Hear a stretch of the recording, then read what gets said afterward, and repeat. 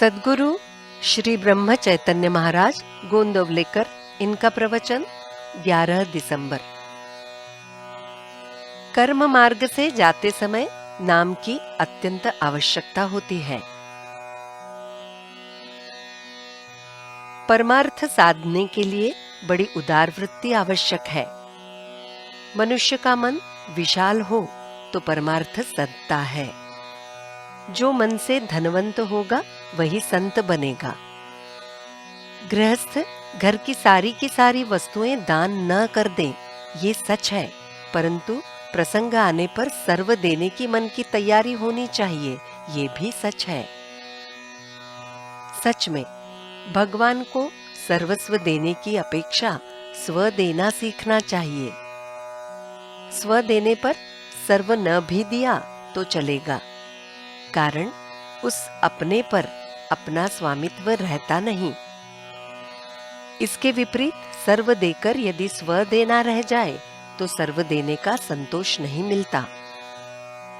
भगवान को स्व देना यानी मैं उसका हूं, ये भान रात दिन मन में रखना है। वैदिक कर्म से चित्त शुद्धि होती है, परंतु ये चित्त शुद्धि जिस भगवान की प्राप्ति के लिए करनी है, उस भगवान का अधिष्ठान उस वैदिक कर्म में नहीं होगा तो कर्म मार्ग का पर्यवसान कर्मठता में हो जाता है। इसके अलावा आज की सद्य स्थिति में बदलाव होने के कारण वैदिक कर्म जैसे होने चाहिए वैसे होते नहीं। इसलिए हम कर्म मार्ग से जाएं तो कर्म की पूर्तता होने के लिए भगवान के नाम की अत्यंत आवश्यकता होती है। जो मनुष्य कर्म मार्ग मनपूर्वक करते हैं, परंतु उनके लिए केवल कर्म करना यही सर्वस्व है, ऐसी जो कर्मठता की भावना उत्पन्न होती है, उस बारे में मेरा आक्षेप है। कर्म मार्गी मनुष्य के संयम और अनुशासन के प्रति मेरे मन में आदर भाव ही है।